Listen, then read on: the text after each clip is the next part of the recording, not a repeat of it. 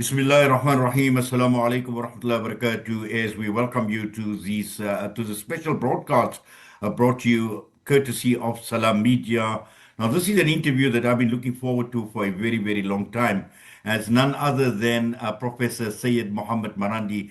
And I think many of us in South Africa who have been watching developments unfolding in Iran have seen just so much of Professor Marandi of late. And the key issue here is Professor Marandi comes with experience in most areas, and particularly with regard to the attacks that have been taking place against Iran as well. And the key issue we'd like to talk about this afternoon is the threat of wiping Iran out. The question we're raising is, has it actually lost its potency? That is the critical question. Professor Sayed, Assalamu alaikum. Welcome once again. Alaikum assalam wa rahmatullah. Thank you very much for having me. Well, there's been a huge interest, I must say, Prof, in South Africa in terms of what is actually playing out in Iran at this point in time. And it is clear that at this point in time, there's somewhat of a stalemate because we've heard of the blockade of the Strait of Hormuz on the other side, Iran not allowing anything going through the Strait of Hormuz. What is your assessment of where the situation stands as we speak right now?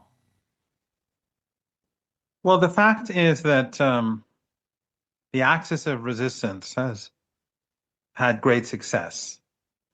And whether it's Hezbollah in Lebanon or Iran against the combined force of the United States, the Israeli regime, and the regional proxies that have facilitated the war in the Persian Gulf region and, of course, Jordan. Hezbollah, we have to remember, did something unique. And that is that it made huge sacrifices for the sake of Gaza. When the genocide in Gaza began, Hezbollah tried to draw off Zionist forces from Gaza to spare the women and children. And in doing so, they've sacrificed so many of their own families and their own people. Hezbollah is truly the shining star of humanity. And Iran also, during the last two wars, three wars have been imposed on Iran by the United States and the West. And in all three, the Israeli regime, the regional proxies, these Arab family dictatorships, just like now, they were all contributing to the war. They supported Saddam Hussein in his aggression. Then last year we saw the Zionist U.S. assault, and then this year, of course, the 39-day Ramadan war. And the Iranians won the war. There's no doubt about it. And now the Americans have begun a siege. Now, I should clarify something that you said, and that is that Iran hasn't actually closed the Strait of Hormuz. Ships that from countries that are not hostile to Iran, they move back and forth, like Russia, like China, like Iraq. Iran has no problems with Oman, Iranian ships. But those ships that were linked to countries that facilitated the war, like Saudi Arabia, the Emirates, Qatar, Bahrain, and Kuwait, the restrictions are on their ships or ships affiliated to them. Now, sometimes the ships that are affiliated to their products, they're owned, or the goods belong to countries that are friendly, that are not hostile towards Iran. Their negotiations take place and these ships go through. So Iran has never shut the Strait of Hormuz. But the Americans now have caused a situation where the Strait of Hormuz is effectively shut through their blockade. What the Americans want to do is starve the Iranian people. They want to create, this is a starvation siege. Yet it's a double-edged sword because they're also starving the global economy. And just like the 39-day war, where across the world people thought Iran would fail and collapse, yet the Iranians were confident They had faith, their religious faith, just like Hezbollah and just like Ansarullah is extraordinary. And they persevered. And now the Iranians, they will persevere. It will be difficult. It will continue to be difficult. But the Iranian people are determined, both to preserve their sovereignty but also we have to remember this is all about Palestine. All that is happening to Lebanon, all that is happening to Yemen, all that is happening to Syria, to Iraq, to Iran is about Palestine. The dirty war in Syria, it was about Palestine. Well, certainly, Prof. But also, I think, yeah, Yes. what Iran has actually proven to the world is its ability to stand its ground against all odds. And I think this, obviously, the United States, Israel, and even the Gulf states miscalculated very, very badly. And what it's also done is exposed America throughout the negotiations and also the ethno-supremacist agenda of what you've called the Epstein class and the government as well. So all of this has actually been exposed, but also at the same time, some of the key weaknesses have been exposed as well, from munitions depletion, the limitations, Israel's limitations as a regional power, the logistical challenges, the strategic overreach that Iran has actually been able to gain in terms of leverage as far as the outcome or the final outcome of this war will finally determine. Oh, absolutely. You're absolutely correct. And I'm sure you remember, and I'm sure your audience remembers, just a while back, they were saying that Hezbollah is a spent force, and it is no longer going to be able to resist against the Israeli regime, especially since Syria had fallen to forces close to the United States, since puppets were installed by the Americans and the Arab regimes in the Persian Gulf, in Beirut as the president and prime minister. They seem surrounded. The Israeli regime to the south, the U.S. puppets to in Beirut, and of course ISIS and Al Qaeda affiliate, allied to the west in Syria. But we've seen over the past weeks that Hezbollah has been hitting hard. The Israelis, in their anger and desperation because they fail on the battlefield, they slaughter women and children. They bomb hospitals. They bomb schools. They destroy entire villages and towns. And of course, Western media, Western journalists look away. Western diplomats look away because they are affiliated to the Epstein class, because they are all working for the same people, whether it's the journalists or the politicians. They're all working for the oligarchy, the Zionist oligarchy. But the world is changing. Actually, there have been people in the United States that were warning that this would happen. There's a very good book that I would advise your viewers to read called Going to Tehran by Flint and Hillary Mann Leverett. Flint is Catholic. Hillary Mann Leverett is Jewish, a husband and wife who worked in the White House, academics. And they said, they speak of many of the myths about Iran. And then they say that the only path forward is rapprochement. But these two people who worked in the White House, after they wrote this book, they were demonized and marginalized. And instead, the regime listened to the Zionists, obeyed the Zionists. And we are where we are today, a global crisis. Another good book, by the way, is by Alistair Crook, called Resistance. And that is also about the Islamic Revolution. I think if people have a better understanding of what the revolution was about and what the axis of resistance is about, then they could better understand why the empire was defeated, why the empire, to the shock of people across the world, failed to overwhelm the resistance in Lebanon and the resistance in Iran and the resistance in Yemen, and how these entities continue to support the people of Palestine, whereas everyone else has, all other governments have forsaken Palestine many, many years ago. Yes. And also, Prof, just to understand how much of a strategic blunder has the United States actually committed by going after Iran, considering they've got militarily, they've got limitations, and this is clear in terms of what we've seen until now with the attacks on Iran, but also in terms of the economic leverage as well, because that seems to be diminishing as well by the day when one looks at the entire world. Trump had actually hoped, as we've seen in the cases of Afghanistan, in Iraq, where they had the coalition of the willing forming alliances. Those alliances haven't been forthcoming at this point in time. So they've got diminished economic leverage. We've seen the move away from the dollar as well. A lot more oil is being traded recently in the Chinese currency, in the yuan as well. And within America as well, the internal political dynamics that have been playing out, the Epstein files, all of that. So both internally and externally as well, it does appear as if America is not, as a superpower or so-called superpower, has not got that leverage over the rest of the world anymore. You're correct, but of course the United States has brought in enormous firepower and used it against the Iranian people.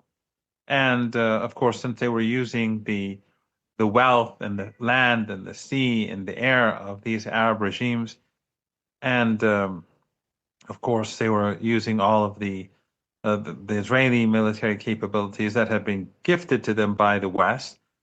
This combined force against a lone country, no one supported Iran. In fact, countries many countries on the whole that were not part of this were with the Israelis. I mean, the Republic of Azerbaijan sells oil to the Israeli regime.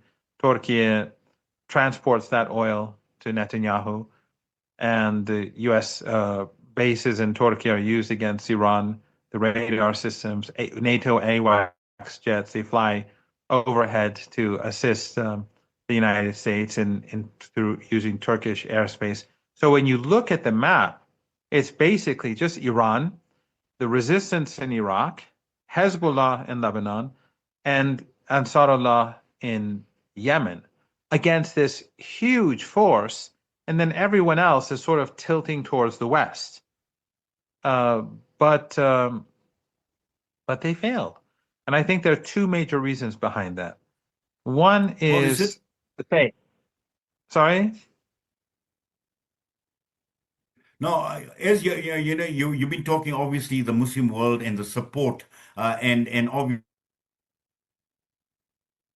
in terms of economic ties as well. And we've seen this throughout the genocide in Gaza as well, where huge question marks were actually raised against the Muslim countries, where, they couldn't even get a bottle of water into Gaza as well. They could do absolutely nothing with regard to the blockade. And, these are obviously issues that have been on the minds of many people right across the entire world as to what is the position of the Muslim world, what is the position of these so-called superpowers in the Muslim world, like Saudi Arabia, like the United Arab Emirates, like Egypt, like Turkey as well. These are question marks that have been raised, but all of this has actually been exposed, with the attack on Iran, because Iran has actually proved how vulnerable these Gulf states are without American support. And the fact that their bases were hit, the fact that America put out its munitions as well to support Israel rather than protect. Again, this has created a false illusion and a false sense of security for many of them. Do you think that these Gulf states may have learned a lesson, a bitter lesson, with what has been playing Yes. out recently? What I can say is that there is a huge detachment between the Muslim governments and the regimes and the people. Because wherever you look, people are siding with the resistance. And people now see through the racism, the sectarianism, the propaganda, whether it's Western propaganda, whether it's the propaganda of their proxies. People across the world see through it, not just in our region, but across the world. I have communications with friends in China, from Brazil, and from Russia, from Nigeria, and people see right through the propaganda that the empire, directly and indirectly, has been pushing for decades. And the last 2.5 years, of course, has created an extraordinary awakening across the world. So when we speak about Muslim countries or powers, we have to make this distinction between the masses, the civil society, and of course the governments. The governments, no, they have not learned their lessons, none of them, and they are bound to the West in a way in which is very sad and disappointing. And yet, the people in these countries, no, their hearts are with Palestine. Their hearts are with the resistance. They oppose ethno-supremacism, and they oppose the empire. But finally, we are seeing cracks emerge in this evil empire, and people are witnessing that. And I think that the war against Iran is a turning point. It is a historic turning point. It is even bigger than Vietnam in a way, in the impact that it's going to have. Vietnam, of course, was long resistance against American imperialism, but American imperialism remained intact afterwards. And after the collapse of the Soviet Union, it actually grew larger. It became the sole superpower, the hyperpower, someone once called it. But this, I think, will be a turning point. I think people will see that despite the immense firepower, despite the propaganda, despite the huge coalition that was created, and despite the fact that very few assisted the resistance, whether in Lebanon or in Iran or in Yemen or in Iraq, but it persevered. And all of this, as I said earlier, is because of Palestine. Every single one of these entities could have done a deal with the empire, but all chose to stick with the Palestinian people because they refused to forsake Palestine, and they've all paid a heavy price. But even though this war is not over, and there may be major strikes against Iran initiated soon, and there will definitely be an economic war imposed on, it will continue to be imposed on the Iranian people. But I'm confident about the future. Despite the pain and difficulties ahead, the Iranian people are determined. They have faith. Despite the pain and suffering in Lebanon, the resistance in Lebanon is determined. And ultimately, the United States, the Trump regime, will have to back down. And I think the Zionist regime will subsequently have to back down as well. I'm not saying that Zionism is dead, but Zionism is dying. And while it is ruthless and barbaric and utterly evil, but people see it now. People across the world see it for what it really is. The mask has been removed.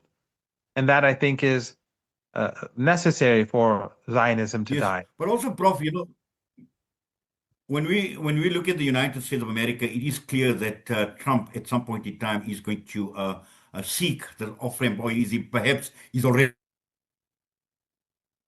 seeking an off-ramp, or in terms of how to get out of the mess that he is in at this point in time, and the United States of America is in at this point in time. Just looking at the state of negotiations as well, and looking at it from an Iranian perspective, what would actually make Iran agree to a ceasefire, a full-blown ceasefire? Well, the United States has to abide by its commitments. Right now, we have a ceasefire agreement, and there was supposed to be a ceasefire across the region, including in Gaza, and of course, Lebanon was named in particular because of the heavy fighting, but we haven't seen that. Also, the siege, the U.S. siege, was supposed to come to an end, and they kept that in place. So, and the Iranians have been saying that unless the other side abides by its commitments, we're not going to abide by our commitments.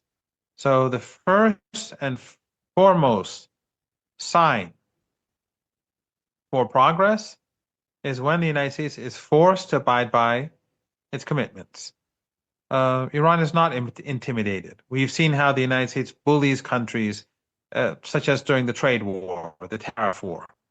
Iran is not going to be bullied. Even this is much more vicious and painful the war and the economic warfare and the military warfare. It's much more vicious and painful than a tariff war. But Iran is not going to be intimidated. It is determined to preserve its sovereignty and its independence and make the empire regret its aggression against the Islamic Republic of Iran and the entire axis of resistance. Prof, I've got a question that's come up on my screen and asking you to comment on whether the Euphrates River is filling up because of weather manipulation, satellites, and radars were causing a drought in the region. And this has come from a listener. Do you have any knowledge of this? No, I don't. I really don't know about these things, but the last 3-4 months has we've had much more rain and snow than in the last 5 years. We've had 5 years of drought in Iraq and in Iran and in other areas in the region. But during the last 2-3 months, it's changed a lot. But I have no knowledge about these issues.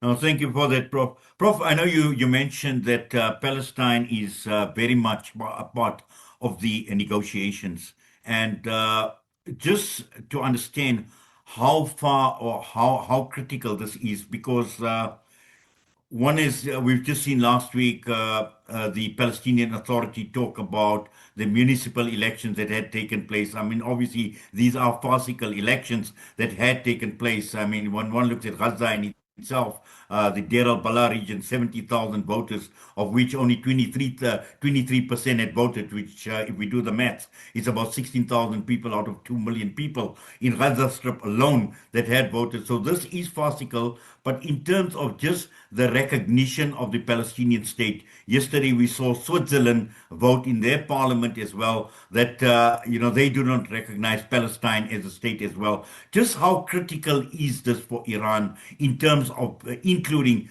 Palestine as part of the negotiations, but also in terms of what Israel is actually doing, the occupation in occupied West Bank as well, is expanding in Gaza as well, beyond the yellow line, inch by inch, day by day. It is, and this obviously is absolutely important because Iran has been seen as a very, very strong supporter of the resistance in Palestine, the likes of Hamas and also some of the other resistance groups. Well, obviously, this whole axis of resistance, its basis is to support the people of Palestine and to oppose ethno-supremacism and ethnic cleansing and genocide. And of course, all of the members of that axis have paid a very heavy price, whereas no other country has paid any price, zero. No country in this region is sanctioned even by the United States. They're all doing business as usual, whether it's Egypt or Turkey or the Republic of Azerbaijan or Jordan or Qatar or Bahrain or Kuwait or the Emirates. None of them are under any pressure by the United States because none of them do anything for the Palestinian people. A couple of them pretend to support the Palestinian people by giving scholarships to young people or building a hospital or two in Gaza. But that's mostly or really exclusively for image building. None of them will ever do anything to resist or help resist against the Israeli regime. And that's why none of them have been put under any realistic pressure. They will ultimately pay the price if the Americans and the Israeli regime get their way. Actually, Iran is far away from the Israeli regime. The Greater Israel Project impacts Syria, Turkey, parts of Iraq, Saudi Arabia, Egypt, Lebanon, Jordan, of course, but not Iran. Iran is further away. But these countries fail to make any move, of course, except for the resistance in Iraq and the resistance in Lebanon. None of them do anything or say anything that would create fear among the elites in the empire.